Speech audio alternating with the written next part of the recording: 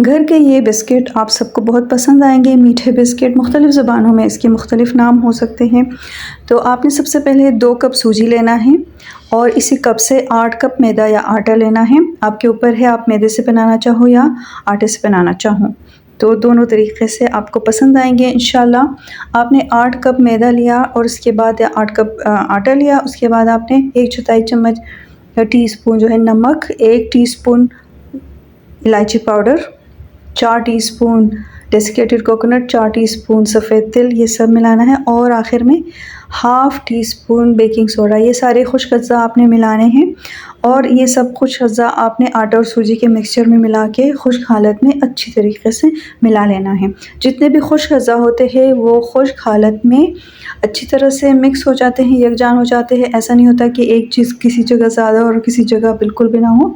तो इसलिए हम अमूमन जितने भी वो मतलब डो वगैरह बनाने या बेकिंग में सबसे पहले खुश्क अज़्ज़ा मिलाते हैं। उसके बाद आपने 3 से 4 टेबलस्पून घी या ऑयल मिलाना है और फिर तमाम चीज़ों को अच्छी तरीके से गूँदना है। अभी तक आपने कोई पानी नहीं मिलाया है। इसके बाद आपने 4 कप चीनी को पाउडर करके इसमें मिला लेना है और फिर अच्छी तरीके से मिक्स करना है। इतना मिक्स करेंगे कि ये खुश्क अज़्ज़ा एक दूसरे से जुड़ जाए। तो ये पहला स्टेज है। अच्छी तरह मिक्स करने के बाद इस तरीके से आपके हाथ में सारे अज़्ज़ा को दबाएं तो वो इकट्ठा हो जाए। उसके बाद आपने नीम गर्म पानी थोड़ा थोड़ा मिला के गूँदना है। बहुत सारा आपने गूँदना है और पानी इकट्ठा नहीं मिलाना है, थोड़ा थोड़ा करके, बहुत थोड़ा थोड़ा करके आपने मिलाना है। ये फ़ाइनल स्टेज है डो की। इस तरीके से जब बर्तन छोड़ दे और इस तरीके से बन जाए डो, तो आपने इसको कवर करके 10 मिनट के लिए साइड पे रख देना है।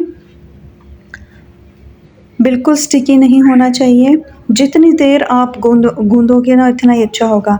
बेलन से इसको फैलाने के बाद आप मुख्तलिफ़ शेप दे सकते हो। स्क्वायर, रेक्टेंगल, छुरी से काट के आपने कोई सा भी शेप देना है या किसी जार या स्टील के गिलास से आपने सर्कल शेप बनाना है तो वो बना लीजिएगा। इस तरीके से आपने दरमियान से दबा के सर्कल को बो की शक्ल में बनाना है। छोटे से पेड़े को आपने किसी सब्ज़ी की टोकरी पे किसी भी चीज़ पे रख के दबा के थोड़ा सा रोल करना है तो उसका डिज़ाइन इसके ऊपर आ जाएगा। ये एक और शेप हो गया।